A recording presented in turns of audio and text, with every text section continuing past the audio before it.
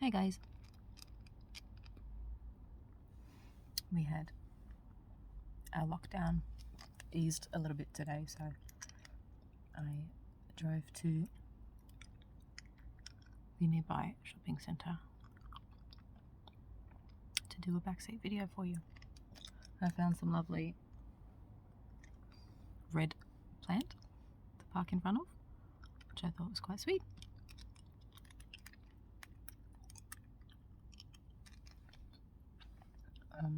I haven't actually checked to see what restrictions have been lifted today. I know that we can leave our homes and go shopping and stuff, but we still have to wear a mask. Probably for the foreseeable future.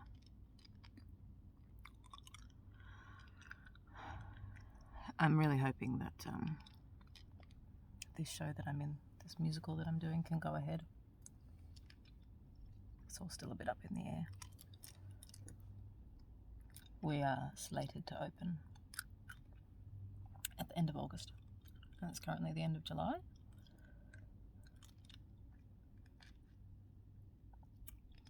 Who knows, a lot can happen between now and then, as we've seen time and time again.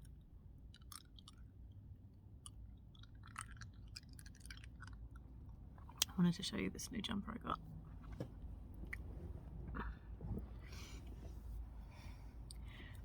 Apparently some of you like it when I move around in the back seat. Not so sure why, but hey, whatever.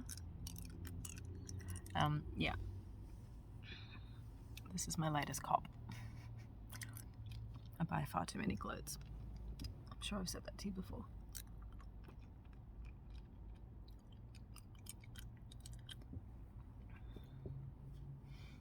So this is Nike, but the person I bought it off has, I think they did it themselves, has put the Louis Vuitton embroidery pattern in there. Actually, I'll show you this as well.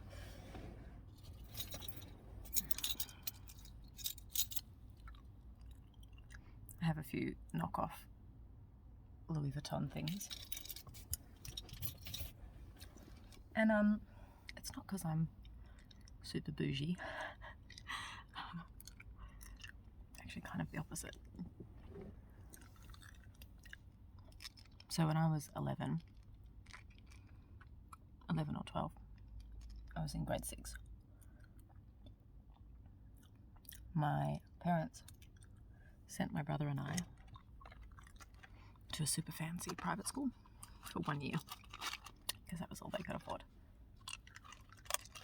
My mum always had it in her head. She always dreamt of us going to some fancy school, but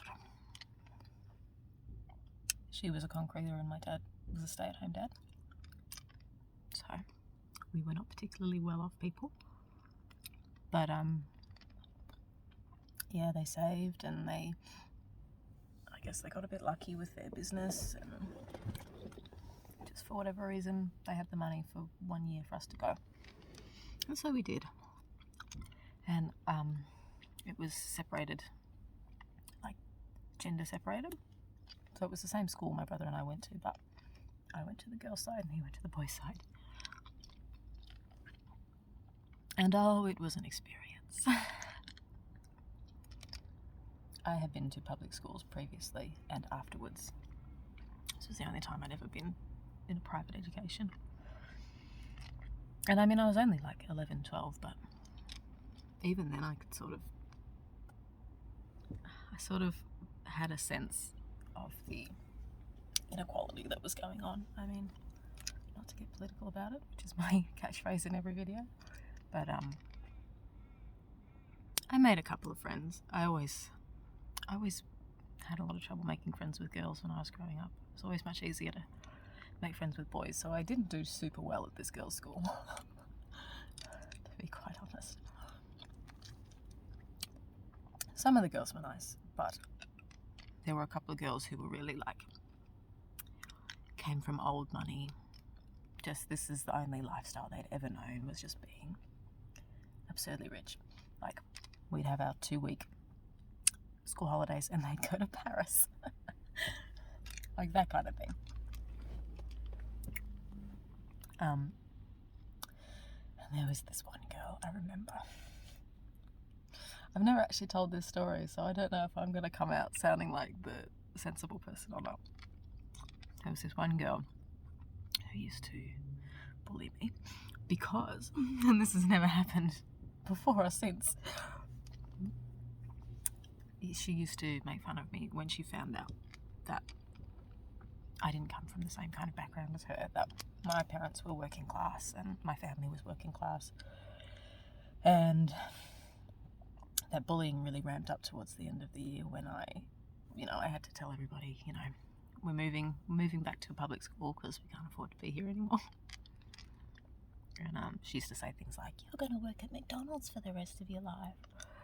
Just 12 years old, 12 years old and spouting this kind of stuff is, you got to wonder what the parents are doing.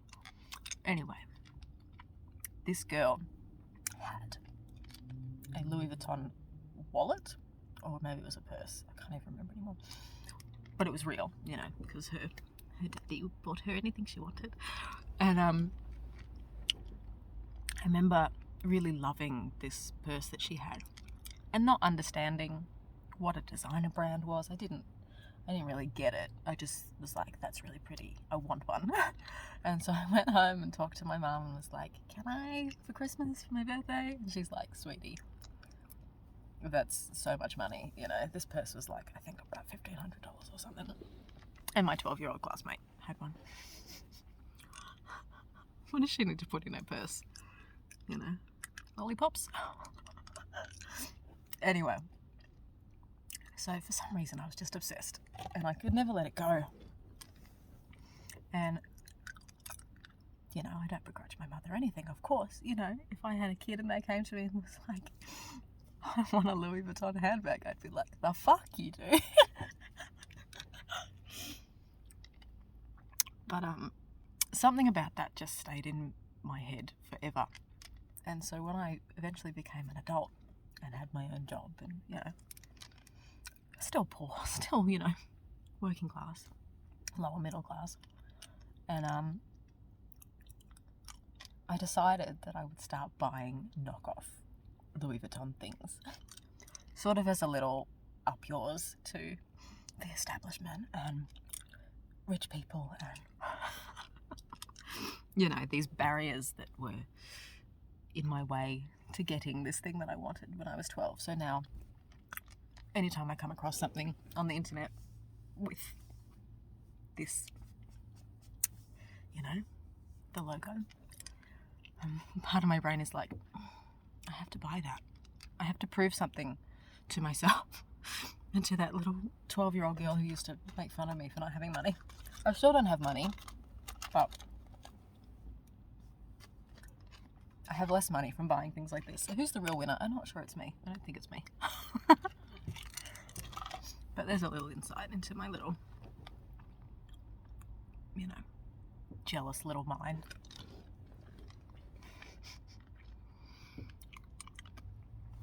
But yeah, and I never attempted to actually buy that handbag for myself years later. I thought about it. I thought about saving up. But I was like, what's the point?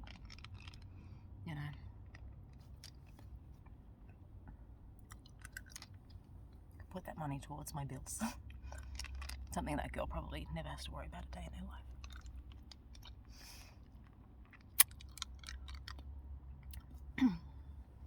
But, she wins because she's probably never thought about me again.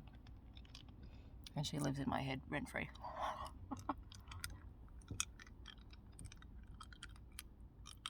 But then I went to public school and all I got bullied for there was being fat, so much simpler issues to tackle, I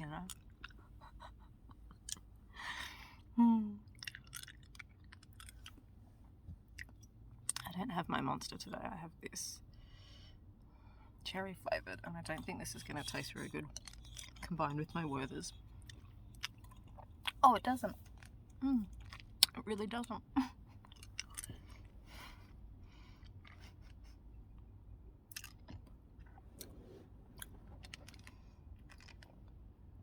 So fingers crossed we can go back to rehearsing in person from tomorrow, which will be awesome, because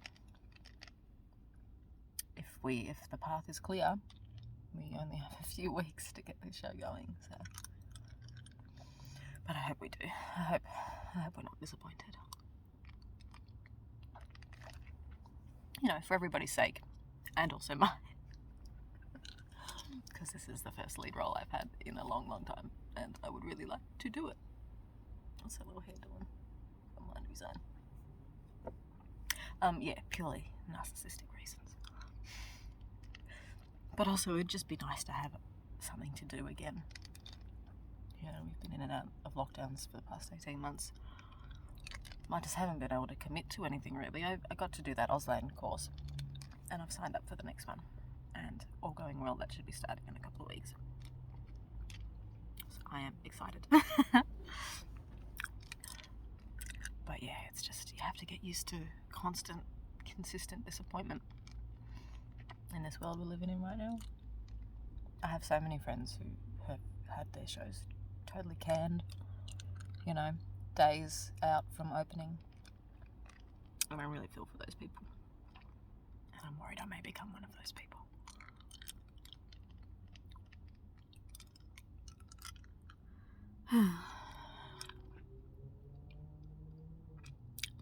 There's this lady standing, she's about 100 meters away, and I think she's vaping or she's smoking, and she's eyeing me. But I don't care about that anymore. That's growth, my friends. Pardon me. Once upon a time, I would have been like, who's looking at me? And now I'm like, whatever. I have to get my content out to my people. You know, you understand. I've got to eat the lollies for the strangers on the internet. It's imperative.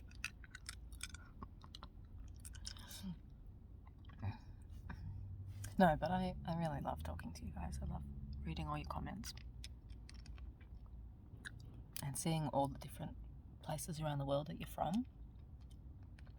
I've recently discovered the analytics tab, and I've been just enjoying the data, seeing where you guys are all from, how old you are. Really puts it all into perspective, you know. Like, wow, these are real people listening to me talk crap in my backseat. And I love you for it. I really do. And I insist that you continue to do it. I'll keep doing it if you keep doing it. I think I'm doing pretty well though. Like, this is my longest consistent streak of uploading videos I think I've ever had. So kudos to me, I reckon. Somebody commented not that long ago. I think I was starting to it had gotten to about 3 or 4 weeks since I last uploaded. I wish I could remember who you are. I'm sorry. You know who you are. But they commented and were like, don't you go disappearing for a year again. I was like, oh no. I have a pattern. I have an MO, and you guys see right through me. But not this time, guys. Not this time.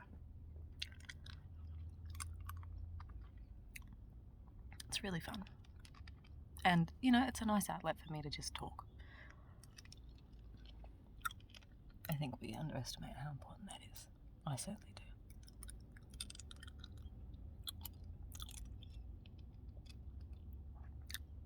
And I'd like to do more story times. This was kind of a spontaneous story time about a girl in grade 6.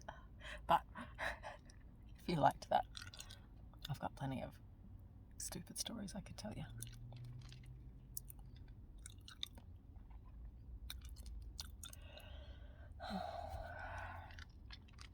I was kind of hoping it would rain again, because it's really nice when it rains just lightly on the window.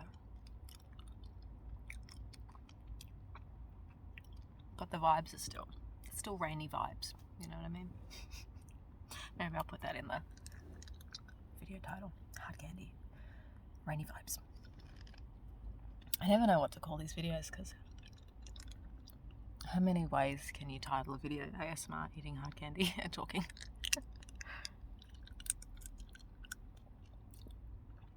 Sometimes I do them in all capital letters. I'm like, it's dynamic, it really grabs your attention. And other times I'm like, I'll just use emojis.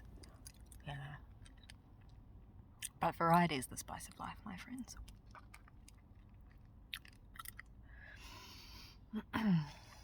Anyway, I did actually come here to do some shopping, so I will do that before the shops close. It's getting a bit late.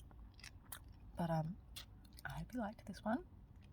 And continue to give me requests, and someday I will get off my butt and fulfill them for you. Maybe not today, maybe not tomorrow, but someday.